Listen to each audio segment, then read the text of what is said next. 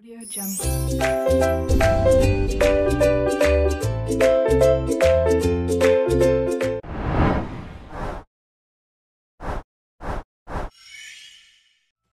Assalamualaikum warahmatullahi wabarakatuh. Halo semuanya, perkenalkan nama saya Devi Triana Putri Paramita dari Pendidikan Fisika Untirta 2019.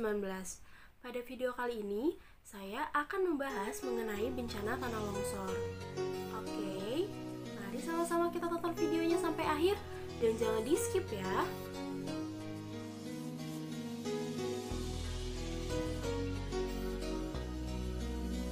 Tanah longsor adalah sebuah peristiwa geologi yang terjadi karena adanya pergerakan massa batuan atau tanah yang pergerakannya jatuh ke bawah.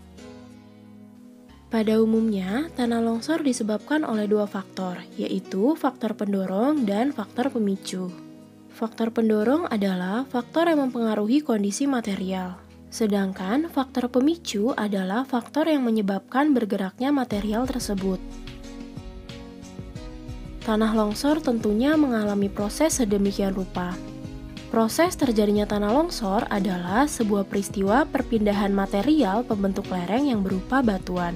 Agar tanah yang bergeser ataupun bergerak turun ke bawah yang terjadi karena kondisi lahan yang tidak setimbang ataupun terkena tekanan dari atas seperti hujan deras.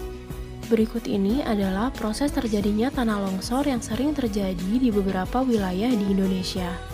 Proses pertama terjadinya tanah longsor adalah proses resapan air hujan ke dalam tanah, di mana peristiwa meresapnya air ini nantinya akan mempengaruhi beban dalam tanah, yang nantinya tanah akan berada di ambang batas maksimal dalam penampung air. Kemudian, proses yang kedua adalah perubahan tekstur tanah.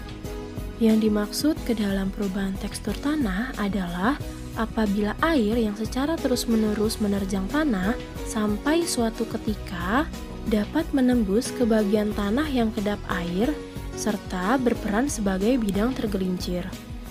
Maka dari itulah tanah tersebut yang akan menjadi licin.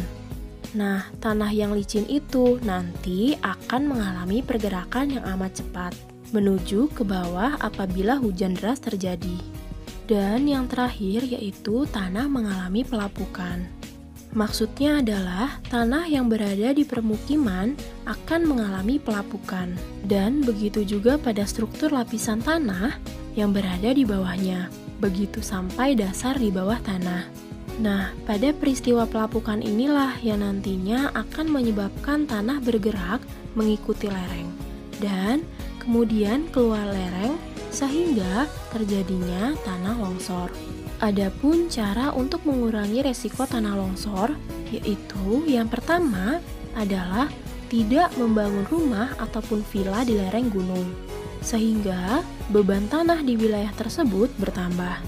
Kemudian yang kedua, yaitu tidak membuat sawah ataupun kolam di atas lereng, karena air mudah meresap dan menimbulkan retakan di lereng. Ketiga, tidak membuat rumah di daerah bawah tebing ataupun lereng, dikarenakan untuk menghindari korban jiwa saat sewaktu-waktu terjadi tanah longsor. Lalu yang keempat yaitu tidak menebang pohon secara membabi buta di sekitar wilayah lereng. Mengapa demikian? Karena akar pepohonan yang dapat mengikat tanah dan mencegah tanah longsor.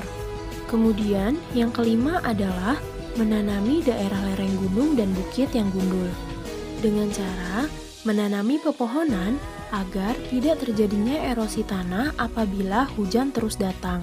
Dan yang terakhir yaitu membuat terasering atau sistem tanah bertingkat. Jika harus menanam padi di lereng bukit, terasering tersebutlah akan memperlambat aliran air dan tanah saat hujan.